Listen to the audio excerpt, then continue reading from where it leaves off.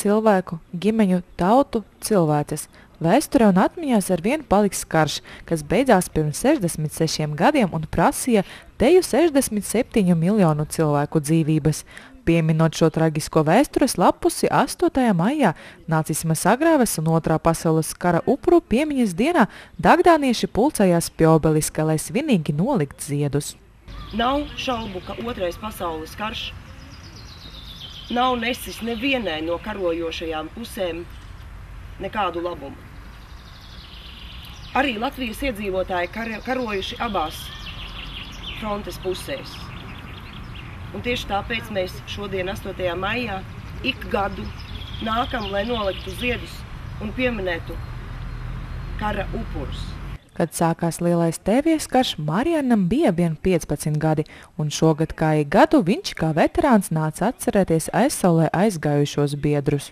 Es jau šodien gāju šeit, tā kā man nevairāk kas ir pat gadu. Domāju, tur jaunatnē cerības ir, ka būs atnāks apciemot. Un jūs paši visi varat satikties? Jā, mums jau šeit Dagda palicies 6 cilvēki tikai. Kādreiz bija pāri 400 pirmajos gados. Dagdas pilsētā ir palikuši vairs tikai 6 šī kara veterāni, un viņi tiekas katru otro dienu, lai sniegtu uzmundrinājumu.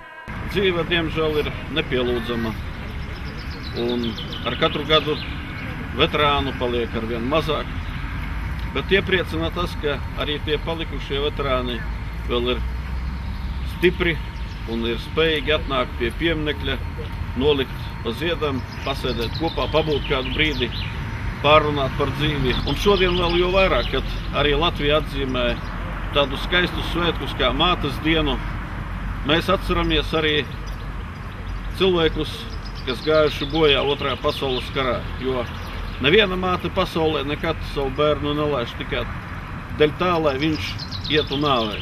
Svinīgajā piemiņas brīdī tika pieminēti gan tie, kuri gāja bojā kara laikā, gan veterāni, kuri ir miruši šo 66 gadu laikā. Ar šādiem pasākumiem mēs arī, parādām jaunatnē, ka ir pavisam citas vērtības, kuras vajag, zināt savu vēsturi, nevis tur pēc filmām spriest par kaut ko, kas bieži vien ir izdomāts, no fantastikas līmeņa, bet šeit viss ir bijis un ar to cilvēki kļūst tikai bagātāki. Un arī, ka piesaista bērnus, un izskaidrot, tad arī bērniem kļūst viss skaidrs un viņi saprotoši attiecas pret visiem cilvēkiem. Atcerot